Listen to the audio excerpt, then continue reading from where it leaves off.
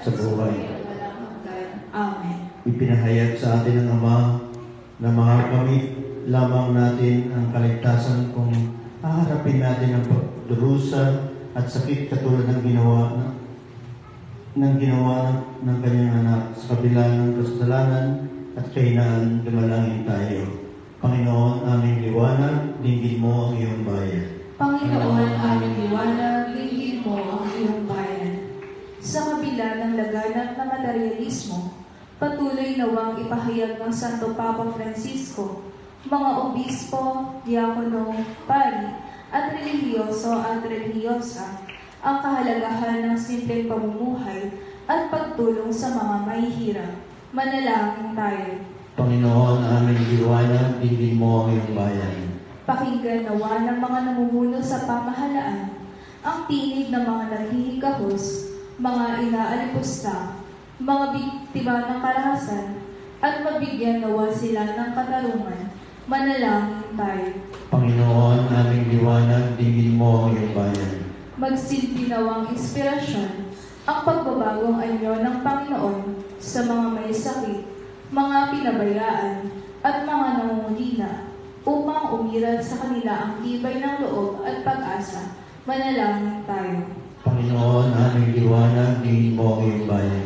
Lumago nawa tayo sa pananampalataya at pagtitiwala upang hindi tayo malaid ng kamatayan at manatiling mapayapa sa gitna ng mga pagsubok sa buhay. Manalangin tayo. Panginoon, aming liwanag, dinggin mo ang iyong bayan. Ilakip rin natin sa ating mga panalangin ang mga nagpapasalamat sa Diyos sa biyaya ng buhay at gayon din sa mga may sakit sa kanang patuloy-tuloy ng pagaling, lalong-lalo na ang tuloy-tuloy na pagaling ni Father Yulito Ignacio, Bishop Ted Bacani. Gayon din para kay Emma Gerlan, ang tuloy-tuloy na pagaling ni Father Audencio Moso. Sa lahat ng may iba't ibang karamdaman, sa lahat ng mga may sakit at lalong-lalo na para kay Jan Academia, sa lahat ng mga maglalakbay, maluwalhati nawang silang makarating sa kanilang paroroonan. Manalangin tayo sa Panginoon. Panginoon, aming liwanag, dinggin mo ang iyong bayan. Puspusin mo ng banal na Espiritu Santo ang lahat ng bawat pamilya sa ating komunidad at biyayaan mo sila at ilayo sa lahat ng kapahamakan, karahasan at kalabidad at kapisalaan. At dalangin din namin ang mga kapatid namin na pumanaw na, lalong-lalo na ang katahimikan at kapayapaan ng kaluluwa ni na Luis at Isabel Garcia. Gayon din para kay Josephine Ponghon, ang katahimikan at kapayapaan ng kaluluwa ni Father Chito Vicente. Gayon din para kay Father Mark Sandoval, Father Paul Desan, Father Peace Esteban, at gayon din para kay Amanda Dominado. Sa lahat ng ating mga kapatid, kamag-anak na sa makabilang buhay na idalangin natin sila sa Panginoon. Panginoon, aming liwanag, dinggin mo ang iyong bayan. Punuin mo kami ng iyong biyaya sa pagdiriwang namin ng pagbabagong anyo ng iyong anak. Mapuno nawa ang bawat sandali ng aming buhay ng pananalig sa iyo. Hiniling namin ito sa ngalan ni Kristo na aming Panginoon. Amen.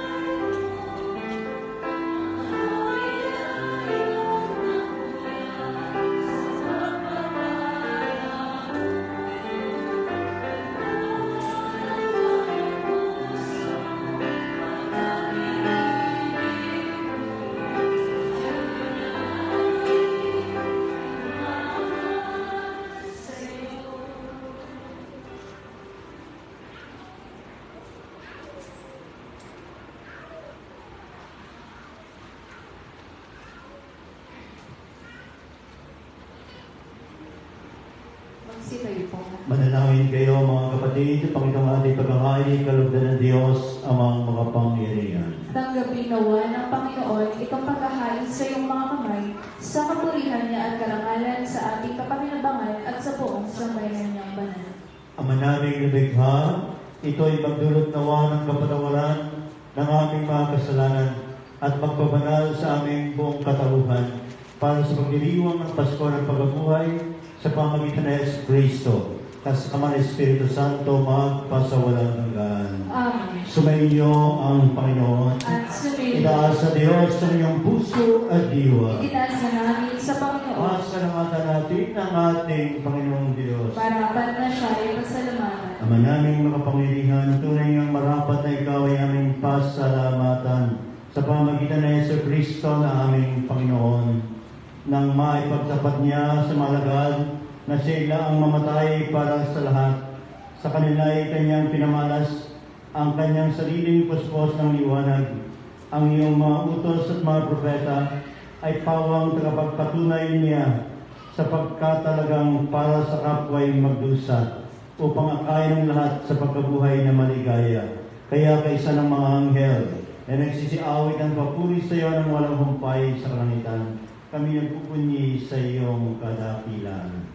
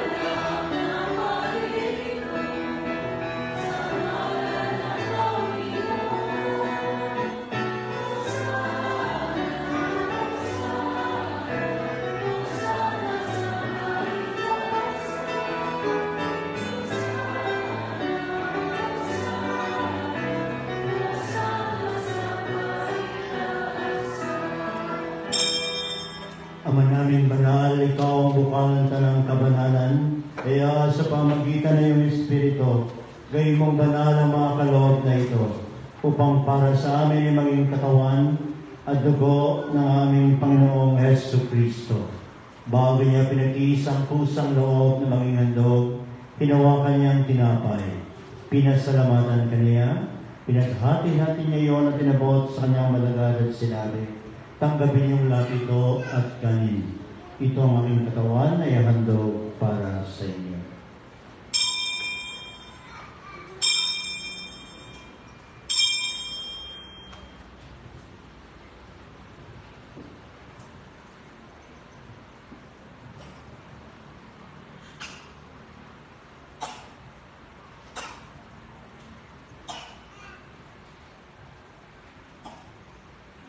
Gayon naman na matapos ang hapunan, hinawakan niya ang kalis, muli kanyang pinasalamatan.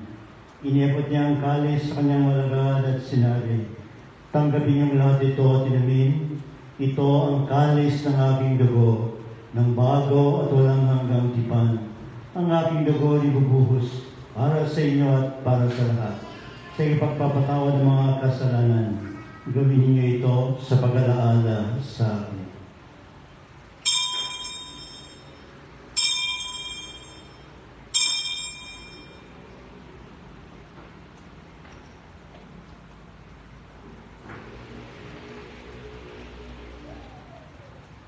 Ang misteryo ng ating pananampalataya.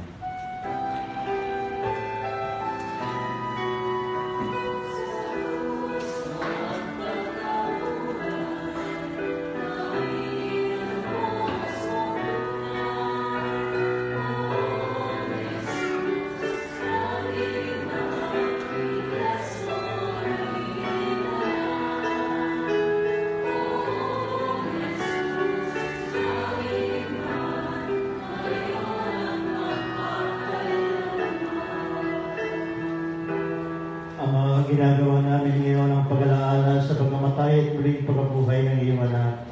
Kaya tinalay namin sa iyo ang tinapay na nagbibigay buhay at ang kalis na nagkakaloob ng kaligtasan.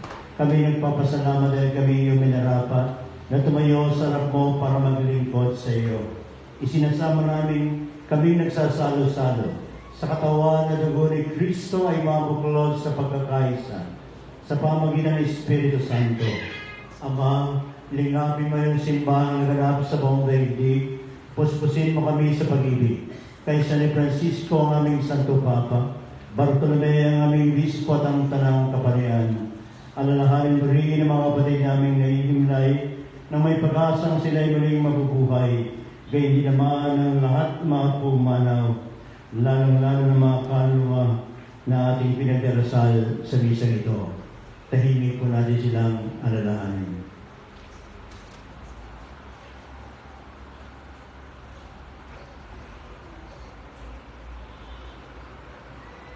Mga kaluluwa ang naghihirap sa purgatorio, mga walang nakakaalala, mga biktima ng karahasan o extrajudicial killing. Kaawaan mo sila at patuloy sa iyong kaliwanagan. Kaawaan mo at paginabatin kaming lahat na makasalo sa iyong buhay na walang wakas. Kaysa na mahal na galing Maria, na ina ng Diyos, ina buong bato. Kaysa ni San Jose, kaysa ng mga apostol, San Pedro, San Pablo, Santiago, San Roque, San Blas, San Ezequiel, San Juan Maria Vianney, San Padre Pio, Santa Faustina Kowalska, lahat ng mga banal na namumuhay dito sa daigdig ng kalugod-lugod sa iyo, may pagdiwang nawa namin ang pagpupuri sa kararangal mo sa pamagitan ng iyo na aming Panginoong Heso Kristo. Sa pamagitan ni Kristo, kasama niya at sa Kanya, ang lahat ng parangal at papuri ay sa iyo, Diyos na mga makapangyarihan, kasama ni Espiritu Santo, magpasawalang hanggan.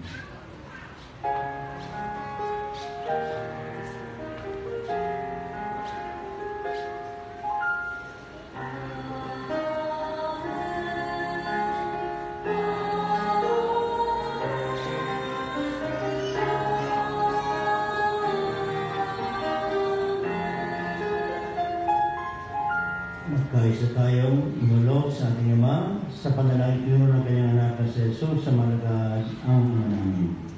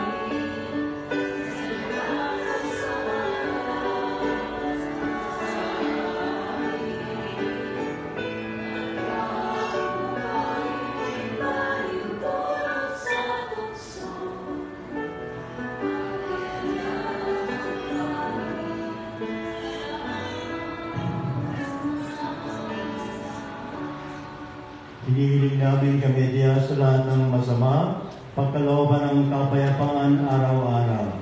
Iligtas sa kasalanan ni Diyos sa lahat ng kapahamakan, samantalang aming pinananabikan ng dakilang araw ng pagpapahayag ng tagapagligtas namin, si Jesu Cristo. Sapagkat iyo ang kaharian, kapangyarihan, kapangyarihan, kapurihan,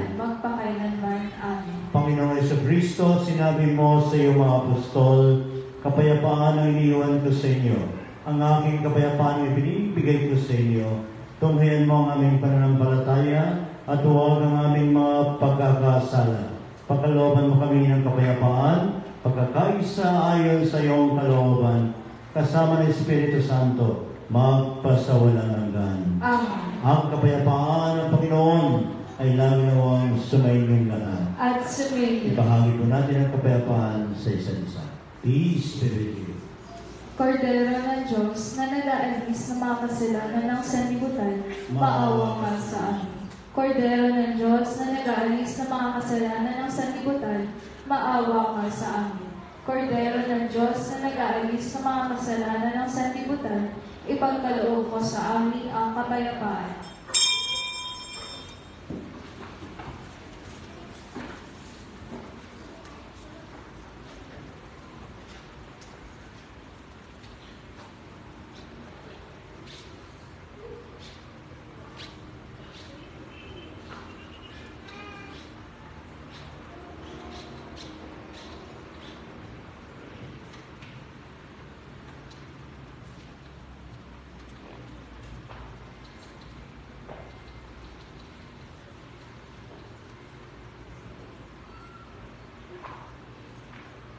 Ito ang kordero ng Diyos, si Jesus ang ating Mesiyas, siya ang ating tagapagligtas. Mapalad tayo na nagbabalik loob, nananalig at nakibahagi sa misyon ng ating Panginoong Jesus. Panginoon, hindi ako karapat-dapat na magpatuloy sa iyo, ngunit sa isang salita mo lamang ay gagaling na ako. Ipagsandalan nawa ako ng katawan ng Kristo hanggang sa buhay ng walang hanggan. Amen. Ang katawan ni Kristo. Amen.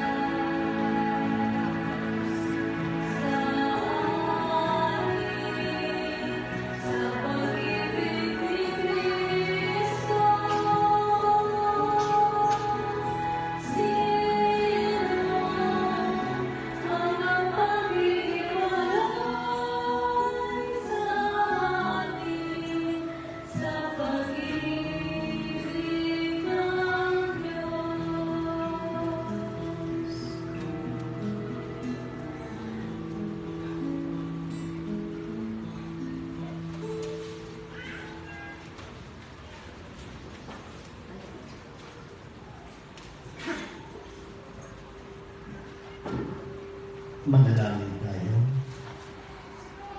Ama naming mapagmahal, kaming pinakinabang mo sa dakilang pagliwanag sa bagong anyo ng iyong anak ay tumatanaw ng utang na loob sa iyo, sapagkat kahit ngayon pa man sa lubang ibabaw, pinagsasala mo na kami sa kalangitan ng kalangitan sa pamamagitan ng Yesu Kristo kasama ng Espiritu Santo magpasawalang hanggan. Amen. Muli po maraming salamat sa inyo lahat na tumulong at nag-iisa para tayo ay magkaroon ng kaayayang pagdiriwang ng banal na Eucharistia. Salamat po sa inyo lahat at patuloy po tayo makilakbay sa ating Panginoon sa 2 linggo na 4 na pong araw paganda para sa Pasko ng Pagkabuhay.